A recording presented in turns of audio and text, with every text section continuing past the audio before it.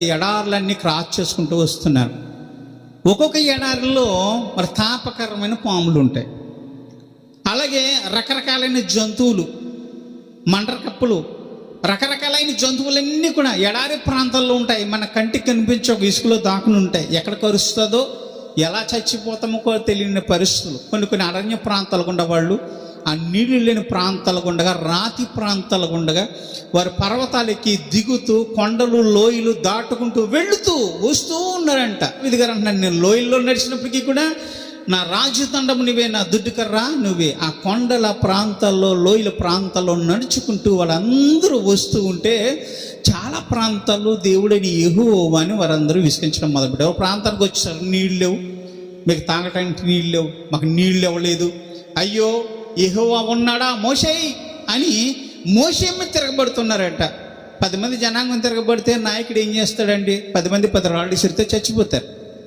ఇక వెంటనే మోషే గారు దేవుని దగ్గరికి వెళ్ళి ప్రార్థన చేస్తాడు, అయినా మమ్మల్ని జ్ఞాపకం చేసుకుని, అయినా ఎంతమందికి ఇంతమంది తాగటానికి, ఇన్ని పశువులకి, ఇన్ని గాడిదలకి, ఇన్ని ఎడ్లకి, ఇన్ని ఒంటెలకి నీళ్ళు ఎక్కడ తెచ్చిపెట్టావు నాయనా, ఒకసారి అర్థం చేసుకుని దయచేసి నీ పిల్లలందరూ దాహం తీర్చని తండ్రికి ప్రార్థన చేస్తే ఆయన ఏమన్నాడంటే, ఇదిగో ఆ ఎదురుగా ఉన్న ఒక బండ ఉంది కదా, అక్కడికి వెళ్ళి ఆ బండతో మాట్లాడు. ఎవరితో మాట్లాడాలి? బండతో బండతో మాట్లాడటం ఏంటండి? బండతో మాట్లాడితే ఏం జరుగుతుంది? అక్కడికి వెళ్ళాడంట, ఆ బండతో మాట్లాడాడంటే, ఇంతమంది ప్రజలకు నీళ్లు కావాలి, నువ్వు దయచేసి ఇమ్మని అడిగి ఆ బండతో మాట్లాడుతుండగానే తన చేతిలో ఉన్న కర్ర తీసి ఆ బండను కొట్టాడట. దేవుడు ఏమన్నాడు? ఆ బండ పైన నేను నిలిచి ఉంటాను అన్నాడు. ఎక్కడ మాట్లాడాలి? బండ పైన ఆయన నిలిచి ఉన్నప్పుడు వెళ్ళి మాట్లాడాలి. ఆ బండ ఎవరండి? ఆ బండ ఎవరు? మన ప్రభువు అయిన యేసుక్రీస్తే. ఆయన ఎడారి ప్రాంతములలో ఇజ్రాయేలు దాహము తీర్చిన దేవుడు, ఆ బండలాగా మారిన దేవుడు, ఆ బండలోంచి నీళ్లు రప్పించిన దేవుడు ఎవరంటే మన ప్రభువు అయిన యేసుక్రీస్తే.